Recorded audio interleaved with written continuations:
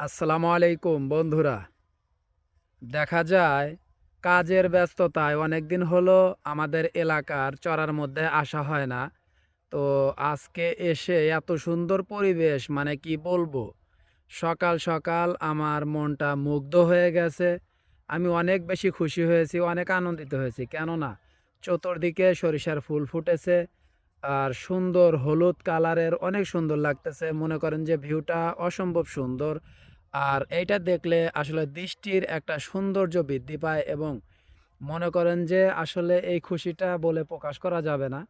মনে করেন সকালে ঠান্ডা আবহাওয়া, হালকা কুয়াশা আর এর মধ্যে আপনার মনে করেন যে, এই যে সুন্দর সরিষার ক্ষেত, পাখি আছে, বক আছে মনে করেন যে এইরকম।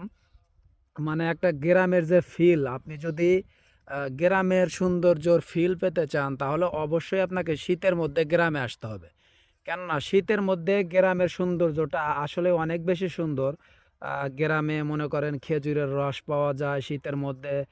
শীতের মধ্যে সকালে ভাপা পিঠে বেচে। আবার মনে করেন যে, যেকোনো জায়গায় মনে করেন যে সুন্দর, সুন্দর মানে একটা অন্যরকম ওয়েদার মানে শীতের মধ্যে আসলে এই পরিবেশটা আপনাদের বলে বোঝানো যাবে না যে কত সুন্দর পরিবেশ।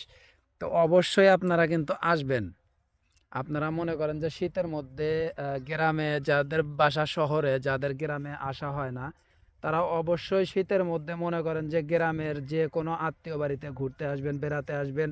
কেননা শীতের মধ্যে গ্রামে কাটানো যে কিছু সময়, সেই সময়টা আসলে জীবনের সবথেকে মূল্যবান এবং সুন্দর সময়।